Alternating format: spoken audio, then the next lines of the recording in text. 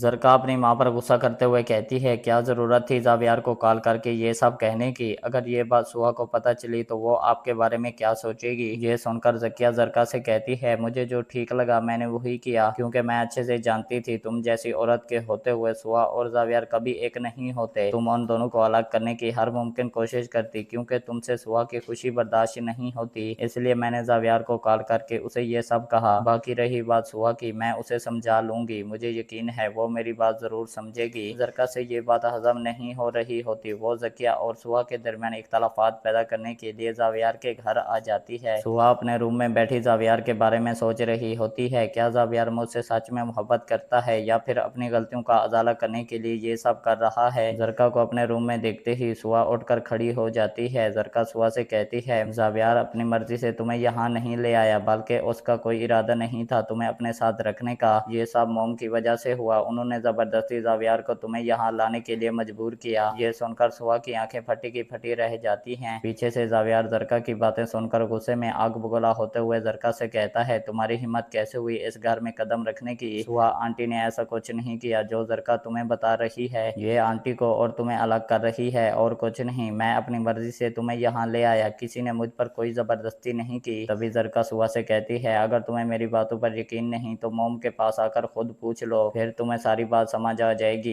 یہ کہتے ہی زرکا چلی جاتی ہے۔ زاویار سوا کو بہت روکنے کی کوشش کرتا ہے لیکن وہ اس کی کوئی بات ماننے کو تیار نہیں ہوتی، وہ چادر اوڑھ کر سیدھا زکیہ کے گھر آ جاتی ہے۔ ادھر کرن نئے منصوبے بنا کر سوا اور زاویار کو الگ کرنے کا پلان بنا رہی ہوتی ہے۔ زارا کرن سے کہتی ہے کوئی فائدہ نہیں زاویار اور سوا کے درمیان اختلافات پیدا کرنے کا، میں زاویار کو اچھے سے جان چکی ہوں، وہ سوا کو کتنا پسند کرتا ہے، اس طرح آگ میں ہاتھ ڈال کر تم خود کو نقصان پہنچاؤ گی۔ کرن زارا سے کہتی ہے میں نے آپ سے کوئی مشورہ نہیں مانگا، پہلے بھی آپ نے میرا ساتھ دینے کی بجائے زاویار کے ساتھ مل کر اس کی شادی سوا سے کروا دی، اب مجھے جو ٹھیک لگے گا میں وہی کروں گی، میں اپنی محبت کو حاصل کرنے کے لیے کسی بھی حد تک جانے کے لیے تیار ہوں، چاہے اس کام میں میری جان چلی جائے مجھے کوئی پرواہ نہیں، لیکن میں زاویار کو کسی اور کے ساتھ ہرگز برداشت نہیں کر سکتی۔ ادھر عمر سوا کو دیکھتے ہی اس کے گلے لگ جاتا ہے۔ زکیہ چائے بنا کر سوا کو دیتی ہے تو وہ زکیہ سے کہتی ہے میں آپ کے اوپر اتنی بوجھ تھی تو مجھے پہلے بتا دیتی، میں خود یہ گھر چھوڑ کر چلی جاتی، اس طرح اس گھٹیا آدمی کے حوالے کرنے کی کیا ضرورت تھی، آپ نے میری زندگی برباد کرنے میں کوئی کسر نہیں چھوڑی، میں یہ بات مرتے دم تک نہیں بھولوں گی، باقی آج کے بعد آپ کا اور میرا کوئی تعلق نہیں، میں آج کے بعد آپ لوگوں کے لیے مر گئی۔ یہ کہتے ہی سوا جانے لگتی ہے، تبھی زکیہ سوا کا ہاتھ پکڑ کر کہتی ہے اس طرح میرے ساتھ تعلقات ختم نہ کرو، میں نے جو کچھ کیا اس میں تمہاری بھلائی تھی، ویسے بھی ایک نہ ایک دن تمہیں زاویار کے ساتھ جانا تھا، تم اس کے نکاح میں تھی، میں جانتی ہوں زرکا کی لگائی بجائی نے تمہیں یہ باتیں کرنے پر مجبور کیا، ورنہ میری بیٹی بہت اچھی ہے، وہ کبھی بھی میرے سامنے اس لہجے میں بات نہیں کر سکتی، مجھے تو ایسا لگ رہا ہے زکیہ اب خاموش نہیں رہے گی، وہ زرکا کو صاف کہہ دے گی اگر تم میرے ساتھ رہنا چاہتی ہو تو اپنے خرچے خود اٹھاؤ، ورنہ اپنا بوریا بستر باندھ کر یہاں سے جا سکتی ہو سکتا ہے سوا کو زاویار سمجھائے اور وہ بھی زکیہ کے ساتھ اپنے تعلقات بہتر کر لے۔ کہانی ایک ایسے موڑ پر آ گئی جہاں ہر کردار اپنی انا اور ضد میں مبتلا ہے، ایک کہانی ختم نہیں ہوتی تو دوسری سوا کے سر پر سوار ہو جاتی ہے، سوا کا ایٹیٹیوڈ ختم ہونے کا نام نہیں لے رہا، اسے بھی چاہیے زاویار کے ساتھ اچھا تعلق اختیار کرے، جتنا وہ زاویار کے قریب رہے گی اس کے لیے فائدہ ہوگا۔ ڈائریکٹر صاحب نے کہانی کو ایک دم سے کلوز کر دیا، وہی پرانی باتیں، وہی لڑائیاں جھگڑے، وہی انا اور ضد، سٹوری تو آگے بڑھنے کا نام نہیں لے رہی۔ کون کون میری اس بات سے ایگری ہے کمنٹ سیکشن میں ہمیں ضرور بتائیں، باقی یہ ہماری پریڈکشن تھی جو صرف انٹرٹینمنٹ پرپز کے لیے ہے، ریویو پسند آیا ہو تو لائک اور شیئر کر دیں۔